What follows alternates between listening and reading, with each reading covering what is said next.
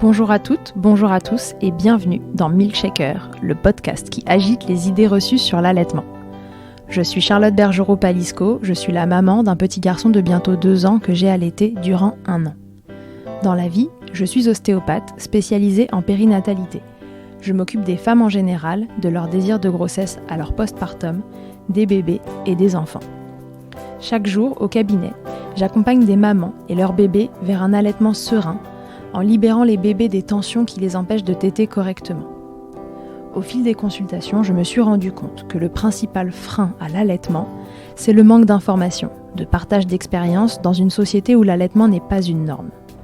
Je vous propose donc d'interroger avec moi des mamans et des papas sur leurs expériences, mais aussi de vous informer auprès de professionnels spécialisés en allaitement. Objectif : banaliser l'allaitement sous toutes ses formes, vous le rendre plus accessible, plus facile, et alimenter ce fameux village dont on a tant besoin pour élever un enfant. Camille, c'est l'histoire d'une maman qui ne voulait pas allaiter, qui se fait surprendre, tant par la beauté que la complexité de l'allaitement. Les routes de ses 2 premiers allaitements ont été semées d'embûches, et le manque d'infos, ça la connaît. Camille en a fait les frais, et elle a décidé que les autres mamans ne devaient pas vivre la même chose. Vous la connaissez peut-être sous le nom de Camille Lolo Helpeuse sur Instagram. Elle accompagne et oriente les mamans vers des professionnels formés. Elle nous parle dans cet épisode de presque toutes les phases de l'allaitement avec son œil de maman très informé. Je profite de cette petite introduction pour la remercier une énième fois d'avoir par son soutien participé à l'élaboration de ce podcast, d'avoir donné son avis sur le podcast lui-même, le nom, le logo, les idées alors que sa grossesse arrivait à sa fin et qu'elle avait bien d'autres chats à fouetter comme on dit. Depuis que je l'ai interrogé, son petit Anatole est arrivé. Il est évidemment allaité et j'ai déjà hâte de pouvoir la réinterroger sur cette nouvelle expérience. Félicitations Camille pour ce magnifique bébé. Je vous souhaite une belle écoute. Bonjour Camille et bienvenue dans Milkshaker. Bonjour, merci beaucoup. Alors Camille, raconte-nous, qui es-tu ? Alors, moi je suis Camille, sur les réseaux sociaux on me retrouve sous le nom sur Instagram de Camille Lolo Helpeuse. J'ai été marraine référente d'allaitement pour l'association L'Or Blanc, marraine d'allaitement, et j'aide les mamans, je fais du soutien de mère à mère en fait sur les réseaux dans le monde de l'allaitement. D'accord, ok. Et alors depuis combien de temps tu allaites ou combien de temps tu as allaité tes enfants ? J'ai 2 filles. Ma première a 7 ans et quelques. Je l'ai allaitée 3 mois. Et ma deuxième a presque 3 ans, aura 3 ans en septembre, et je l'allaite toujours. D'accord, ok. Alors, est-ce que tu t'étais fait une idée de l'allaitement avant de commencer à allaiter ? Quel était ton ressenti autour de l'allaitement ? Oui, pour ma première, clairement, c'était je n'allaiterai pas pendant une grosse partie de la grossesse, parce que ça abîme les seins, parce que je veux que papa participe, parce que plein d'idées reçues que j'avais en fait là-dessus, je m'étais mis en tête que je n'allaiterais pas de toute manière. D'accord. Voilà. Et puis pour ma deuxième, après c'était une évidence. D'accord. Alors, comment t'es passée de ce non, j'allaiterai pas à j'ai quand même allaité 3 mois pour la première ? Eh ben, je suis passée à ça grâce à ma fille qui a fait une montée au sein fabuleuse après un accouchement qui a été très compliqué. Et du coup, j'ai dit bon, bah pourquoi pas, on va essayer. J'ai fait toutes les erreurs qu'on peut faire. Du coup, l'allaitement a été assez écourté. Voilà, j'ai juste écouté mon bébé qui est monté au sein le jour de l'accouchement et j'ai dit bon, bah allez, je tente. On verra. Pourquoi pas ? Pourquoi pas ? Et j'ai regardé mon mari, j'ai dit ça te dérange pas ? Il me dit bah non. Enfin, une maman, ça a des seins pour allaiter, donc vas-y. Enfin, il était hyper ouvert et du coup ça m'a boosté, je pense aussi. Ok, et alors comment ça s'est passé du coup cet allaitement ? Ben, j'y suis allée au feeling en écoutant énormément les médecins, les personnes médicales. Donc, au 2e jour, elle avait la tétine dans la bouche parce qu'elle avait un trop fort besoin de succion. Elle avait des biberons rapidement, mais pas forcément de mon lait parce que j'avais la flemme de tirer mon lait et je voulais que papa participe. Voilà, enfin c'était que des choses comme ça. Il s'est avéré que ça a été précipité parce que j'ai perdu quelqu'un de ma famille, donc j'ai eu un choc émotionnel qui a fait que j'ai une baisse de lactation. Et là, si j'avais été informée, j'aurais pu le rattraper. Mais là, n'étant pas informée, j'ai écouté mon médecin qui m'a dit arrêtez de la faire souffrir, donnez-lui que des biberons et puis ça passera bien comme ça. Donc ça s'est terminé. Ah oui, arrêtez de la faire souffrir. Ouais. Bah, du coup, la petite, ma puce pleurait beaucoup au sein et il y avait plus l'offre pour la demande, donc c'était compliqué à ce moment-là. Donc, voilà.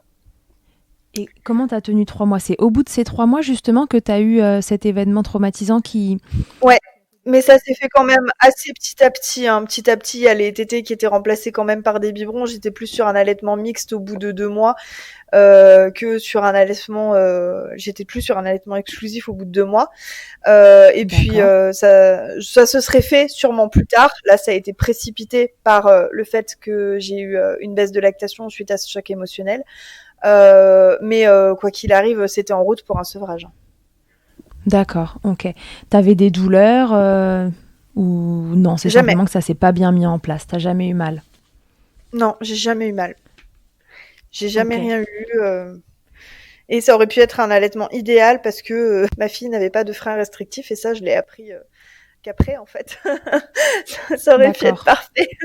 Mais qu'est-ce qui fait que ça n'a pas fonctionné au démarrage alors exactement? Est-ce que tu arrives à savoir quel point on fait que ça a été un échec dans ton cas? J'étais pas informée. J'étais pas du tout informée, je m'étais pas entourée des personnes qui étaient informées, je ne connaissais ni l'existence des IBCLC, donc des consultantes en lactation IBCLC, ni les marraines ou la Leche League ou quoi que ce soit, je savais même pas qu'il existait tout ça. Pour moi, c'était quelque chose de naturel, l'allaitement, donc ça se ferait tout seul. Oui, puis tu débarquais complètement en fait. Parce que tu pensais même pas allaiter la veille et puis le lendemain t'avais ton bébé au sein. Je me suis dit que le médecin traitant ferait très bien jouerait très bien son jeu dans les conseils pour allaiter, étant donné qu'il s'occupait de toute la santé du nourrisson. Pour moi, ça en faisait partie, c'était évident, donc j'écouterais ses conseils, quoi. D'accord, et donc c'est les histoires de tétines, de compléments, etc. Tu penses qui ont généré ce manque de lactation finalement dès le départ et qui s'est aggravé avec le temps. Et ça a précipité la fin de l'allaitement. Et alors, ton deuxième allaitement, qui lui dure toujours, qu'est-ce qui a été différent? Comment ça s'est passé? Raconte. Alors, avec mon mari, on s'est énormément informé. On s'est renseigné sur tout ce qui existait pour pouvoir nous aider. Il faut savoir qu'il y a 2 ans et demi, c'était pas encore aussi, je trouve, on parlait pas encore autant des consultantes en lactation IBCLC non plus quand même. On n'avait pas de marraine d'allaitement en France. Enfin voilà, il y avait quand même des choses qui a maintenant. C'est très récent, ce système de marraine d'allaitement. Ça date depuis septembre, il y a 1 an, bah du coup bientôt 2 ans. Mais non, c'est ça, il y a 1 an. Ça fait septembre 2019 ou 2018, je sais plus. Mais c'est très récent et c'était tout petit en 2018. Encore. D'accord, ok. Donc c'est L'Or Blanc Association qui a un réseau de marraines en France d'allaitement, de mamans allaitantes un peu expérimentées. En fait, c'est ça qui accompagne d'autres mamans allaitantes débutantes. Une expérience d'allaitement réussie de plus de 6 mois en exclusif. D'accord. Et voilà, pour pouvoir se soutenir les unes les autres, envoyer les mamans chez des professionnels de santé qui sont formés, voilà, arriver à créer ce petit réseau. Donc toi, t'as pas eu accès à ça quand ta fille est née? Non, pas du tout. Ma fille est née prématurée. Elle est née à 35 semaines. Pour ce long, elle savait se nourrir seule au sein et elle savait se réchauffer seule. Enfin, c'était pas un grand prématuré. Donc le début d'allaitement a été difficile parce que l'hôpital était pas pour ce qu'elle soit allaitée, étant donné qu'elle était préma, il voulait pouvoir contrôler les quantités. Donc il y a eu des premiers bâtons dans les roues qui ont été mis à ce moment-là. Sortie de la maternité, ça a été bien dans les premiers temps parce que pas de douleur, tout se passait bien, elle tétait bien, elle passait à peu près 20 heures sur 24 au sein, mais à vrai dire, je me posais pas trop de questions. Pour moi, c'était normal. Elle faisait son 4e trimestre, donc elle venait juste de sortir de mon ventre.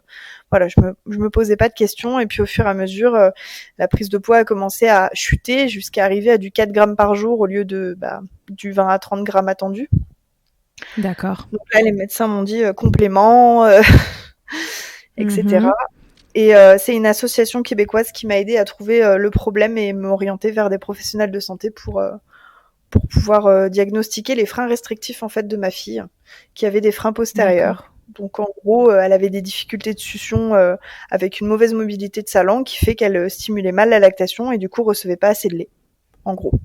D'accord. Et donc le sein s'est mis à moins en produire, d'où Et la voilà, baisse de lactation. c'est ça. Donc il a fallu tout relancer, tire-lait en parallèle, dispositif d'aide à l'allaitement au sein. Donc c'est un petit tuyau que je mettais dans ce que j'avais tiré et qui allait dans sa bouche pour qu'elle puisse être nourrie en même temps qu'elle était au sein pour stimuler la lactation. Enfin voilà, c'était Oui. tout un processus. Et puis monter sur Elle Paris avait pour quel voir. âge à ce moment-là? Elle avait, quand on a fait couper le frein, elle avait 3 mois. D'accord, ok. Donc c'était entre 2 et 3 Donc tu es mois. montée sur Paris, Ouais, voir un professionnel qui sectionne ce frein de langue restrictif. voilà. C'est ça. Sachant que à l'époque, on parlait pas de préparation pré et post fréno, il y avait pas, voilà, on n'expliquait pas tout ça. Donc on parlait un petit peu du post fréno en disant qu'il fallait faire des massages pour pas que les freins se reforment pendant quelques jours, mais ça allait pas plus loin. Les massages Mm, mm. pré-frénotomie, on n'en parlait pas du tout. Enfin, on n'était pas encore informés comme maintenant, quoi. Ouais. La frénotomie, pour celles et ceux qui ne savent pas ce que c'est la section du frein de langue qui empêche la langue de bien se mobiliser. Et aujourd'hui, il est assez admis il y a une préparation à faire en termes de mobilité et de massage autour de la langue, de la bouche, du crâne du bébé pour que la frénotomie se passe bien, soit efficace et un suivi à faire ensuite. Bah, pareil pour que ça cicatrise correctement et qu'un autre frein, entre guillemets, ne se reforme pas après. C'est ça. Et donc toi, tu n'as pas eu accès à tout ça, mais ça s'est bien passé quand même? Oui, ça s'est très bien passé. Donc nous, on allait, je peux citer des noms. On allait voir le Je docteur crois, oui. Rousselet. J'ai le droit. D'accord. On allait voir le docteur Rousselet à Paris, qui est une perle extraordinaire. Et Mhm. ça s'est bien passé. Elle avait un frein de lèvres et un frein de langue restrictif, un frein type 4 D'accord, les postérieur. deux. Mhm. Et puis du coup après, on est reparti refaire nos 600 kilomètres pour rentrer et s'occuper des soins post-fréno. Ok, donc tu as pu faire les soins post-frénotomie quand même. Tu t'étais assez renseignée sur ce sujet-là pour savoir qu'il fallait le faire. Oui, je m'étais informée, mais j'étais pas informée par contre pour les soins pré-fréno. J'ai vraiment appris au fur et à mesure en fait. Et puis je m'y suis énormément intéressée à partir du moment où ma fille a eu ce souci-là. Et c'est devenu D'accord. un passion les freins. Voilà. Passion frein. Mais j'ai vu que c'était un problème qui était en fait hyper récurrent et pas du tout diagnostiqué. Enfin, il y avait beaucoup de bébés qui passaient à l'as avec une lactation qui baissait ou alors une prise de poids qui baissait. Et là, on disait aux mamans, vous avez plus assez de lait ou pas assez nourrissant ou ci ou ça. Au bout de 2 à 3 mois Oui, toutes ces d'allaitement, phrases qu'on connaît bien c'est ça. quand on a allaité, c'est rare qu'on n'ait pas entendu à un moment, soit qu'on manquait de lait, soit que notre lait n'était pas assez nourrissant si Ouais. bébé ne suivait pas une courbe de poids parfaite. C'est ça. Ou même quand bébé va très bien, mais que le soir il réclame à gogo pendant des tétés groupés. Mon Dieu, mon Dieu, mon Dieu, on n'est pas assez nourrissant. Oui. Et alors, une fois cette section de frein réalisée, les exercices post-frénotomie réalisés, est-ce que ça a été mieux? Oui, ma lactation est bien repartie. Elle a tété correctement. J'avais plus besoin d'utiliser le tire-lait. Elle reprenait une courbe de poids tout à fait normale. Ok, super. Et donc après, ça a roulé? Comment, pardon? Je dis ensuite, ça a roulé, l'allaitement, c'était... Oui, alors on a eu d'autres soucis en parallèle qui ont fait que ça s'est un peu compliqué parce que Azélie a eu des différentes maladies, malformations et a dû avoir des traitements chirurgicaux. Donc du coup, on était beaucoup à l'hôpital et dans les institutions hospitalières et donc c'était plus se battre contre le personnel médical pour pouvoir maintenir l'allaitement. Où c'était difficile, où on mettait beaucoup de bâtons dans les roues. Mais sinon en soi, l'allaitement, s'il n'y avait pas eu tout ça, ce serait continué très facilement. D'accord. Le papa dans tout ça, comment il se sentait, quel œil il avait sur l'allaitement? Hyper impliqué. C'était un lion. Le jour où je lui ai dit, écoute, je dois dire que ça a pas dû être facile à entendre. Je lui ai dit, Enfin, on m'a dit, j'ai des copines sur Internet qui sont à l'autre bout du monde qui m'ont dit que ma fille a fait certainement un frein postérieur, qu'il faut qu'on monte sur Paris. Et je lui ai dit, j'ai appelé le professionnel, il a un rendez-vous dans 3 jours. Chérie, on fait 600 kilomètres, allez, pour voir quelqu'un. Heureusement qu'il était là et qu'il était soutenant, parce que sinon, c'était pas possible, quoi. Enfin, il a Donc, il t'a suivi, il était là pour toi, c'était ton épaule, tu pouvais te reposer sur lui, il te suivait à fond. Ah oui, il a dit, mais s'il faut faire 1200 même kilomètres, s'il faut prendre l'avion, s'il faut partir demain, s'il faut partir dans la nuit, n'importe quoi, on y va. Si c'est pour son bien, ton bien, et qu'elle puisse continuer d'avoir du lait maternel, on fonce, quoi. Donc il a pas cherché à comprendre. Je lui ai dit, le lendemain on a rendez-vous chiro. Il a fallu organiser tout un week-end en une soirée. D'accord. Voilà, il a toujours été à fond. Quand on s'est retrouvé hospitalisé plusieurs fois pour Azélie pour ses opérations, ensuite il s'est toujours battu avec moi face aux équipes pour que j'ai pas à subir tout ça toute seule. Il lâchait pas. Il te défendait. Voilà, et c'était un lion, quoi. C'était un vrai rock dans l'allaitement. Super. Et jusqu'à aujourd'hui encore. Toujours. Génial. Toujours. Il trouve ton entourage, ça magnifique, alors que sa fille va avoir 3 ans et qu'on lui aurait dit ça à ses 3 mois. Il aurait dit, c'est un peu bizarre, 3 ans, un enfant au sein. Et maintenant, il regarde toujours avec des yeux pleins d'amour parce que en fait, sa vision des choses a évolué en même temps que sa fille a évolué. Donc pour lui, c'est tout à fait normal. C'est son quotidien. Oui, ce qui était normal hier l'est tout autant aujourd'hui, et jour après jour. Exactement. L'entourage, famille, amis, boulot, eux, ils voient aussi d'un bon œil cet allaitement qui dure. Quand j'ai repris le travail, donc ma fille Azélie avait 2 mois et demi. Non, elle a commencé à la donc relativement tôt. Enfin, j'ai recommencé à 3 mois. J'étais à 50 heures par semaine parce que je travaillais et en même temps je faisais des études. D'accord. Et du coup, ça a été un petit peu compliqué, notamment à l'école, de faire accepter ça. Alors, les professeurs étaient un peu de mon côté, mais j'étais très absente pour les opérations. En parallèle, je demandais à avoir des pauses supplémentaires pour tirer mon lait. Mes collègues, mes camarades de classe, parce qu'en fait, j'étais en BTS, donc mes camarades de classe comprenaient pas trop. Voilà, c'était des petits jeunes qui étaient pas du tout dans ce mood-là. Donc, ça a été pas mal de réflexions. C'était la vache à lait, c'était ça va, la traite s'est bien passée. C'était déjà psychologiquement compliqué. Et je pense que si on n'est pas armé, là, ça peut vraiment démoraliser une maman, quoi. Ouais, t'avais quel âge à cette époque ? C'était il y a 3 ans, je vais avoir 29 ans, j'avais 25-26 ans, 25. Ouais, ils avaient le même âge que toi, les camarades. Pas du tout, ils avaient entre 18 et 24, quoi, en gros, mais ouais, voilà, ils étaient beaucoup plus jeunes. Oui, quand même. Des réflexions pas toujours très agréables. C'était une formation un peu dans l'industriel, donc c'était beaucoup de garçons. Donc, très jeunes dans leur tête. Qui comprenaient pas bien pourquoi tu faisais ça. Ouais, c'était un peu compliqué pour eux, je pense. Ça faisait beaucoup de choses. Mais bon, j'aimerais dire aux mamans que c'est quand même possible de retravailler, de faire des études, d'avoir des galères personnelles en parallèle avec des opérations, des choses comme ça, du stress, et d'y arriver. J'ai fini major académique de ma promo, avec 18 et quelques de moyenne. Donc, en allaitant. Au BTS, en allaitant, et j'allaite toujours, et ma fille a toujours été au contenant alternatif chez Nounou, et ça s'est très bien passé. Ok. Quel contenant alternatif ? Parce que ça va peut-être pas parler à tout le monde. Alors, on voulait éviter les biberons et tétines, étant donné que Azélie était un bébé à frein. Et même traitée, elle avait quand même une succion qui était un peu plus délicate que d'autres enfants, donc elle était plus à risque de modifier sa succion ou voilà, que ça puisse entraîner quelques soucis si on lui donnait des biberons. Et du coup, elle a eu la pipette au début, quand elle était toute petite. La soft cup, c'est un genre de petit récipient avec une petite cuillère en bec, en gros. Exactement, oui, c'est comme une espèce de cuillère qui se remplit au fur et à mesure avec le liquide. En fait, on a donné une dizaine de contenants à la nounou et on lui a dit, choisis ce qui toi te paraîtra le plus simple, ce qui fonctionne avec Azélie.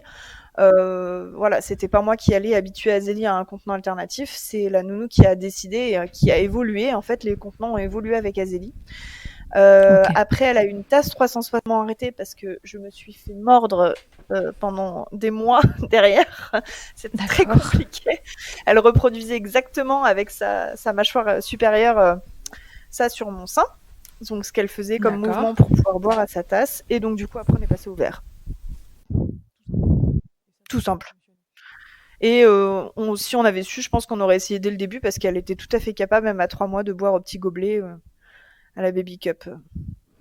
Donc D'accord. voilà, Alors du coup, cette reprise du boulot à 2 mois et demi, bon, alors c'est tôt et en même temps c'est c'est relativement normal. classique en Ouais. France. Voilà, c'est le délai normal de congé maternité post-accouchement. Euh, Ça t'a nécessité une grosse organisation. Tu avais donc le tire-lait, c'est ça? Ouais, Et c'est ça. ces contenants alternatifs Ouais. chez la nounou à mettre en place. Ouais, c'était une sacrée organisation. Ouais, grosse organisation. Jusqu'à quel âge ça a été contraignant, entre guillemets, cet allaitement, ce tir-allaitement pour la reprise du boulot? Pour le travail. J'ai tiré mon lait jusqu'à ce qu'elle ait 2 ans. J'ai arrêté à ses 2 ans. D'accord. Alors, j'étais pas à 3 tirages par jour jusqu'à ses 2 ans, hein. En gros, j'étais à Mhm. 3 tirages jusqu'à ses 8 mois, je suis passée à 2 et vers 1 an, je suis passée à 1 tirage par jour. Sachant qu'à ses 15 mois, elle a arrêté de prendre le lait chez Nounou. J'ai continué de tirer parce que je faisais don de mon lait depuis ses 6 mois au lactarium de Lyon. Donc du coup, j'avais un tirage sur les 3 depuis ces 6 mois qui était prévu pour le lactarium dans ma journée. Et puis après, un sur les 2. Et puis après, à partir de ces 15 mois, le tirage que je faisais, c'était uniquement pour le lactarium. J'ai fait des C'est dons de pas lait. toujours très connu. Est-ce que tu peux nous expliquer rapidement comment ça fonctionne? Bien sûr. Alors, il y a tout un protocole au don de lait. Pour être accepté, il faut faire des examens de santé, une prise de sang notamment. Ça dépend les lactariums, ils ont tous leurs règles, complètement différents les uns des autres. Il faut appeler le lactarium près de chez soi sur le site Lactarium de France, il me semble. Il y a les coordonnées pour savoir quelles sont les règles à respecter parce que certains prennent pas au-delà de 6 mois, par exemple. D'accord. Le lactarium de Lyon prend sans limite d'âge. J'ai une amie qui a donné jusqu'aux 3 ans et demi de sa fille. Pourquoi une limite d'âge, tu sais? Oui, c'est parce que le lait peut donc s'adapte en fonction de l'âge de l'enfant et du coup Mhm. pourrait ne pas convenir à des prématurés qui ont des Oui, besoins parce que le lait supérieurs qu'on en donne au lipides, par lactarium sont exemple. uniquement pour les prématurés. Oui. Ouais, c'est ça. Le lait qui est donné au lactarium, on me demande souvent d'ailleurs ça sur les réseaux sociaux. Non, vous pouvez pas aller chercher du lait d'une autre maman dans le lactarium. C'est réservé uniquement aux prématurés. Oui, ça sert pas à une maman d'un bébé à terme qui aurait aimé allaiter mais qui, Non, pour des raisons diverses, n'a pas réussi ou qui ouais, n'aurait pas envie mais qui pas voudrait bien que son possible. bébé ait du lait maternel. C'est uniquement pour les bébés dont les besoins de santé le nécessitent. Il y a déjà pas assez de stock souvent pour les petits prématurés, donc ça serait difficile de pouvoir nourrir plus de bébés que ça. Oui, parce que c'est encore assez méconnu Ouais. comme façon Et de ben, il faire. y a des règles strictes, hein. Le Mhm. lait est extrêmement testé, donc il y a des pertes quand même. Voilà, on sait qu'on donne tant de litres par mois, mais on ne sait pas exactement ce qui va être utilisé ou pas. Après, ils testent le lait, ils font en fonction. D'accord. Et tu as donné combien de temps au lactarium? Donc j'ai donné de ces 6 ou 7 mois, je crois, jusqu'à ces 2 ans. Donc Ok, un an et demi. super, bravo, génial. Et Ça me alors, tenait vraiment à cœur de pouvoir le faire en fait de la façon dont on avait galéré avec cet allaitement et puis avec le précédent, de pouvoir le faire, j'étais contente de pouvoir faire ça. d'accord. Là, Azélie n'est donc pas sevrée Non. pour le moment. Est-ce que c'est quelque chose que tu envisages à un moment? Est-ce que tu pars sur un sevrage plutôt naturel ou donc c'est l'enfant qui décide à quel moment il veut arrêter de téter? Ouais.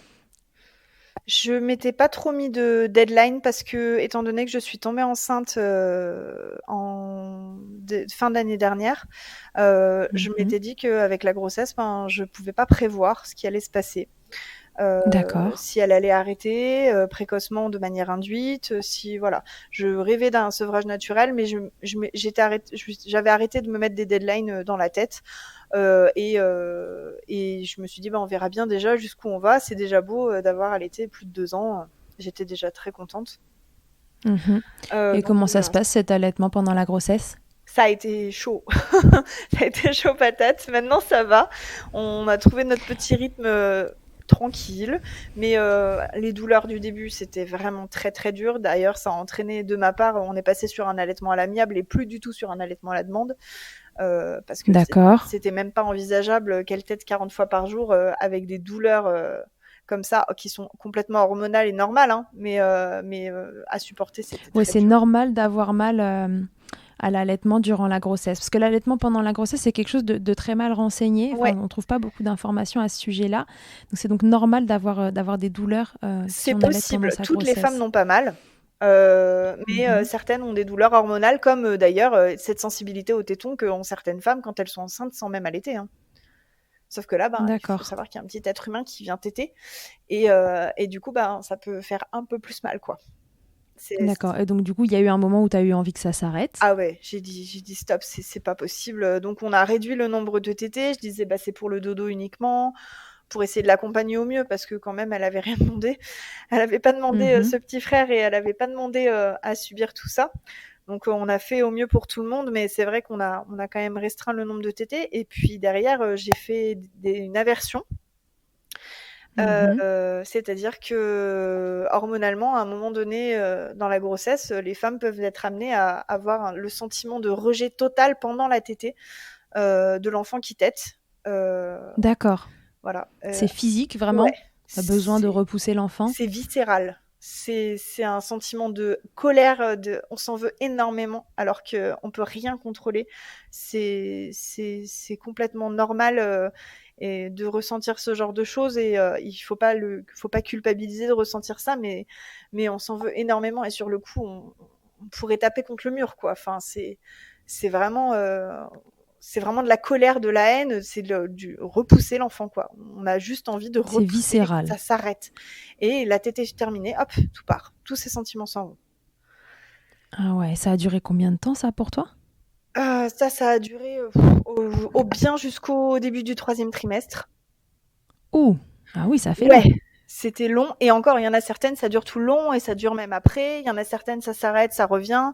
Voilà, ça dépend de chaque femme. Il faut savoir qu'il n'y a pas de schéma précis quand on est enceinte. On peut pas Oui. savoir de comment ça va se passer, ni comment l'enfant va se comporter quand il y aura une raréfication de la lactation ou un changement de goût quand on passe au Oui, colostrum. parce que le lait peut changer de goût et en Ouais. effet, Donc, euh, il faut pas prévoir, il faut vivre au jour le jour et faire comme on peut, c'est déjà bien. et Azélie, elle le vivait comment, ça a été? Ah, ça a été très dur ce rejet-là parce qu'elle, la raréfication l'a pas du tout dérangée. Elle passait en tété réconfort, et puis pour s'endormir, et puis pour s'apaiser.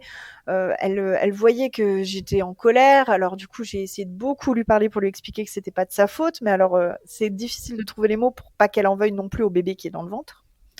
Ouais, bien sûr. Voilà, c'est tout un processus où son papa a beaucoup pris le relais du coup et maintenant l'endort tous les soirs, reste à côté d'elle jusqu'à ce qu'elle s'endorme et la rassure. Donc là, il y a eu un échange des rôles où c'est moi qui participais à l'endormissement d'habitude et c'est lui qui a pris le relais. Voilà, on D'accord. fait la tétée tranquille avant de faire dodo. Là, on est à une tétée par jour en moyenne, une à deux si elle réclame plus. Et puis c'est la tétée avant de faire dodo, la tétée réconfort pour libérer un peu d'ocytocine avant le sommeil. Et puis, D'accord. et puis voilà. Qui est l'hormone de l'amour. Voilà, c'est ça. Ok, bon, là encore, vous avez formé une belle équipe Ouais, avec ton conjoint pour pouvoir se relayer à un moment où c'était compliqué et qu'il fallait trouver un autre rythme que celui qui était confortable précédemment. exactement. Bah, c'était nécessaire. Un jour, un soir, il m'a entendu hurler. J'ai hurlé, j'ai mes émotions qui ont explosé. Il a dit bon là, il faut qu'on trouve une autre solution. Ça fonctionne plus. Et on en a discuté pendant Mhm. des heures jusqu'à trouver comment on allait faire pour que ça se passe au mieux pour tout le monde. On en a beaucoup parlé avec Azélie, qui est très très bien, en lui expliquant les choses et en lui demandant comment est-ce qu'elle pourrait aussi s'adapter de son côté. Voilà, en lui proposant des solutions en fait, et c'est elle qui choisissait. Est-ce qu'on fait plus de tétée? Est-ce qu'on en fait une, mais on la fait courte et quand on dit stop, on dit stop? Est-ce que d'abord papa il fait un gros câlin en portage ou enfin voilà. On lui a proposé plein de choses, mais on a fait une genre de réunion de famille, réunion de crise quoi. Au secours, comment on va s'organiser? Conseil de famille. Ouais, c'est ça. Azélie, que souhaites-tu pour la suite? Ouais. Non, et puis tu tenais à ton allaitement, donc c'était dur aussi pour toi en fait Ouais. cette situation.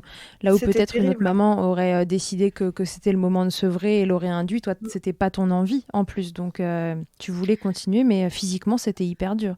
Ouais. Et puis à cet âge-là, c'est vrai, c'est différent dans le sens où ils ont leur mot à dire parce qu'ils Bien ils, sûr. ils peuvent dire ce mot-là.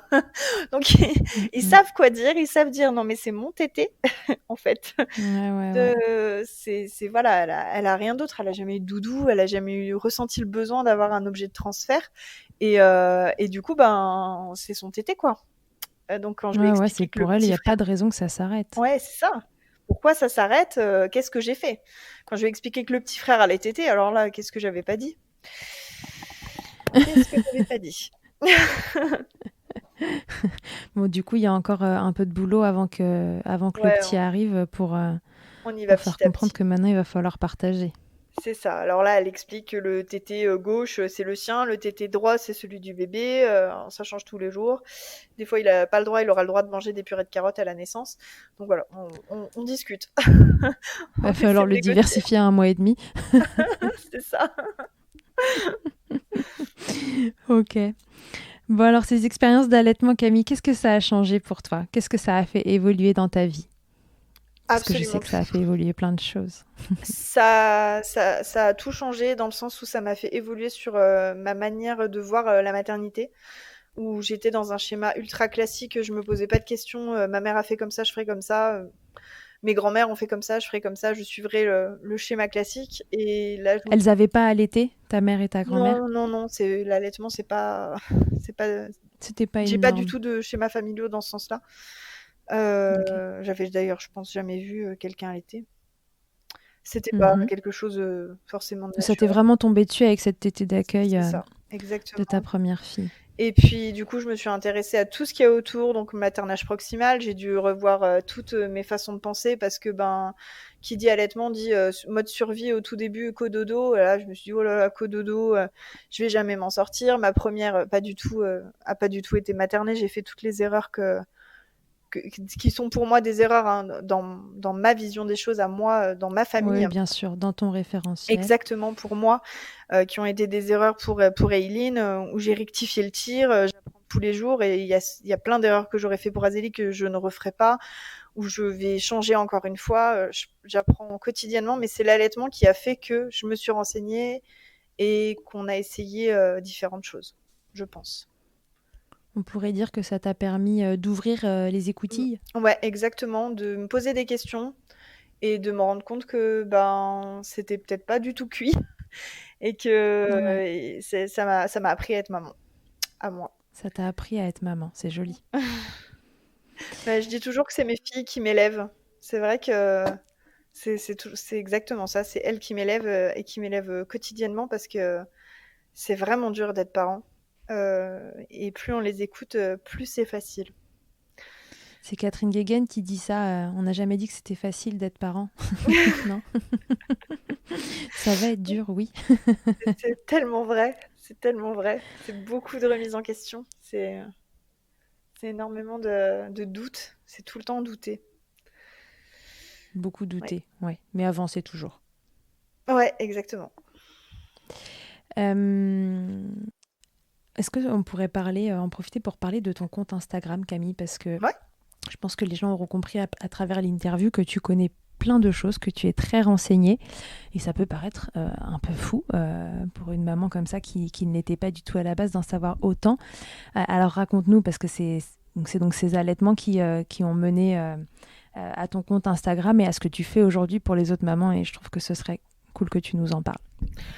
À la base, j'avais juste envie d'échanger sur ce sujet parce que j'ai remarqué pour Azélie que, ben, il y avait pas beaucoup d'infos qui circulaient, que moi j'avais dû me retourner vers une association, donc Nourrisource, qui est une association de marraines d'allaitement québécoise pour trouver des solutions, que j'avais dû me débrouiller à patauger avec une amie que j'appelle ma marraine d'allaitement depuis qui allait ça 3 ans et demi, presque 4 ans.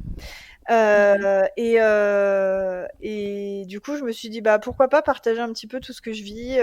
Donc à la base, c'était ça. C'était un compte qui s'appelait Camille DBM et qui parlait, par post, voilà, j'abordais un sujet, comment je vivais mes nuits, comment je vivais le retour au travail, ce genre de choses.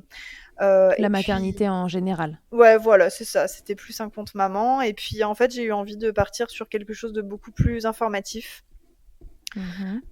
Toujours en rappelant que je ne suis que maman, que j'apporte de l'information parce que je suis complètement passionnée par le sujet et que j'ai à cœur d'essayer de trouver des bonnes sources, que les mamans trouvent des infos justes et surtout sachent où se réorienter en cas de besoin.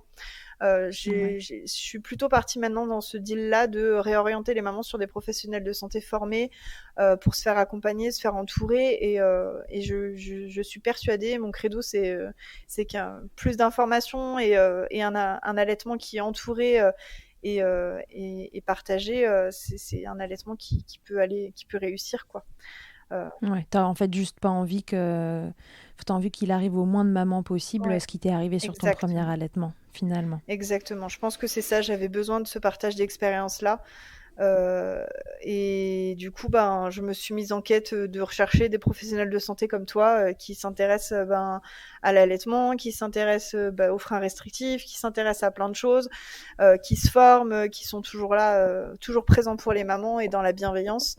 Parce que c'est déjà assez dur quand on traverse des difficultés dans son allaitement, c'est déjà assez dur de les traverser. C'est mieux si on peut être accompagné dans la bienveillance. Ouais, tout à fait. Donc ton compte maintenant, il s'appelle Camille Lolo Helpeuse. Lolo Camille Helpeuse. Lolo Helpeuse. Je pense que tout le monde aura compris. Tout le monde aura compris le pourquoi du comment du nom du Voilà, compte. c'est ça.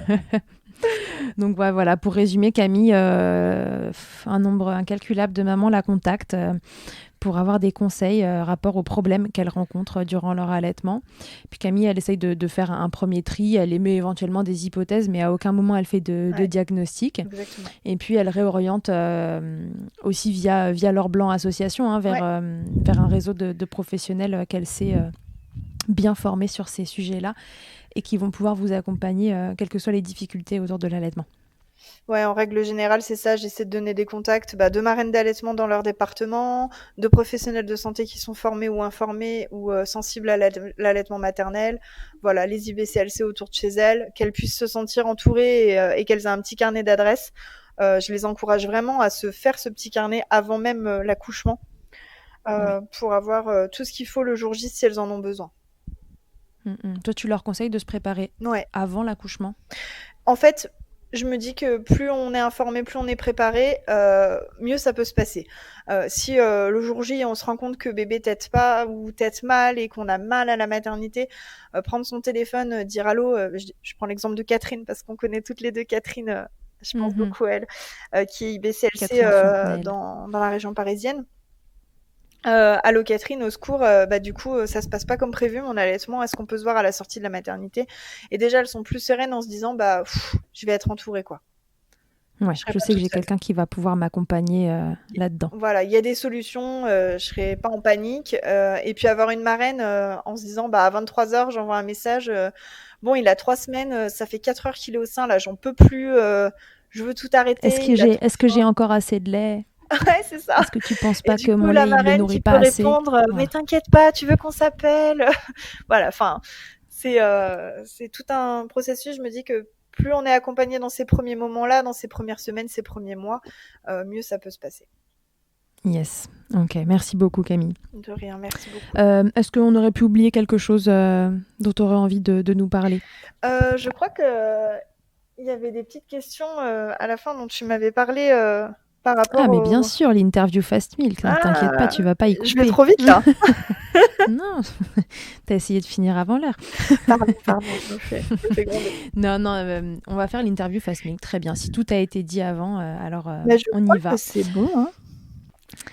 Alors Camille, interview Fast Milk avant de se quitter. Quelle est ta tétée la plus insolite ? J'hésite entre devant le Vatican.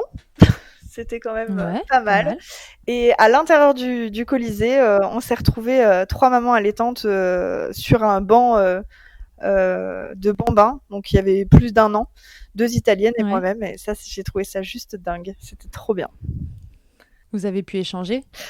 Difficilement. Ma che bella, voilà. Ça n'a pas arrêté là. Mais il y avait beaucoup de regards et beaucoup d'amour et c'était beaucoup de. Du coup, on se sentait juste comprise. On se sentait bien, quoi. Ok. Le truc le plus glamour qu'il t'ait été donné de vivre durant ton allaitement, tes allaitements. Le plus glamour. Ça peut être ironique. Ouais. Je pense que les fluides de lait, c'était hyper glam. J'adorais avoir des belles taches sur mes t-shirts. Ça, c'était du bonheur. J'ai quand même eu des fuites jusqu'à 15 mois. Hein. Ah ouais, pas mal. Ouais, c'est génial, les coussinets d'allaitement, tout ça. Ouais, ça, j'adorais. Ouais, la fuite en pleine journée sur ton t-shirt. Ouais. Ah, il y a quand même une fois, sans faire exprès, ma fille tétait. Donc, faut savoir qu'avec avec la succion un peu désorganisée, j'avais un REF, donc un réflexe d'éjection fort. Et alors là, c'est quand le sein éjecte le lait très très fort, comme un jet, quoi. Hein, très loin, simplement, c'est ça. Et j'ai des amis de ma maman qui arrivent, qui viennent pour me dire bonjour. Ma fille devait avoir 4 mois. Elle s'enlève du sein, il s'est fait arroser. Hein. Il s'est pris une douche de lait. C'était, voilà, je me suis excusée. Douche de lait, mais c'est bon pour la peau, c'est cicatrisant, c'est anti-infectieux, c'est génial. Mais au final, c'est un cadeau que je lui ai fait. C'est juste qu'il a pas compris. Bien sûr. C'est juste que sur le moment, il ne l'a pas ressenti ainsi. Non, c'est ça, exactement. Je me suis sentie un peu mal. Ta position préférée, Camille, dans le Kama Sutra de l'allaitement ? Quand elle a ses pieds sur ma tête, parce que faut dire que les tétés acrobatiques, à partir de les tétés du bambin peuvent bonheur. vite, ouais, ça peut commencer à être acrobatique quand les enfants grandissent. Ah ouais, c'est terrible. En pleine nuit. Donc ta préférée, c'est quand elle a ses pieds sur ta tête. Ouais, non, c'est peut-être pas la position préférée. Non, moi, c'était la Madone, classique. Tout simplement, classique. Et si en un mot, tu pouvais me résumer tes allaitements, alors un mot pour chaque allaitement, évidemment, puisque ce sera probablement des mots très différents. Pour Eileen, c'était de la découverte. Je pense que ça le résume bien et on va rester sur une note positive, même si ça n'a pas été aussi positif que ça. C'était de la découverte. Ça m'a permis de découvrir tout ça. Et puis pour Azélie, c'était un vrai combat. Tout le long. Mais c'est... Voilà, c'était un vrai combat. Ok, super. Bon, merci beaucoup Camille d'avoir répondu à toutes mes questions, d'en avoir profité pour nous informer en même temps, parce que du coup c'était un épisode mi-maman, mi-informatif, et c'était super. À une prochaine. J'invite encore une fois vous, maman, qui avez des questions, des interrogations sur votre allaitement et qui souhaitez avoir du soutien. Vous pouvez contacter Camille ou contacter Laure Blanc, association, qui se feront un plaisir de vous répondre et de vous orienter correctement pour que votre allaitement puisse continuer sereinement. Merci beaucoup Charlotte, c'était super et je suis pressée de te revoir et merci pour ce que tu fais, c'est merveilleux. Merci Camille, merci beaucoup. Merci à tous et à toutes de nous avoir écoutés pour cet épisode. Camille, je te dis à très bientôt et les autres, à bientôt dans Milkshaker. Merci beaucoup d'avoir écouté cet épisode. Vous pouvez suivre l'actualité de Milkshaker sur le compte Instagram du même nom et sur mon site internet charlotte-bergerot.fr. Vous y trouverez aussi une série de tutoriels pour mamans et bébés réalisés durant le confinement. Si vous avez aimé ce podcast, n'hésitez pas à le soutenir en laissant un commentaire, en lui attribuant 5 étoiles ou encore en parlant autour de vous. Je vous laisse en compagnie d'Emma et de son titre I'll Be There. Elle débute en musique, tout comme je débute en podcast, et elle a gentiment accepté de me prêter musique et voix pour nous accompagner. Je vous dis à la semaine prochaine pour un nouvel épisode. D'ici là, prenez soin de vous, Milkshakez autant que vous le voudrez et bousculons ensemble les idées reçues sur l'allaitement maternel. I hate to see you down. Can't stand to know your hurt. When you say it's getting loud, the voices in your heart. And you know I get it, so let it all out. Keep your head up, your masterpiece, and I'll swear that I'll be there by your side. A text away, you know you can find me. It just takes a whisper and I'll be there to listen. I got you, I'll fight with you, 'cause I love you. I'll be there, I'll be there, oh I'll be there, I'll be there. I know I'm not perfect. Sometimes I look myself, but I hope you know I care. You can meet me anywhere. And you know I get it, so let it all out. If anyone comes at you, then I'll swear that I'll be there by your side.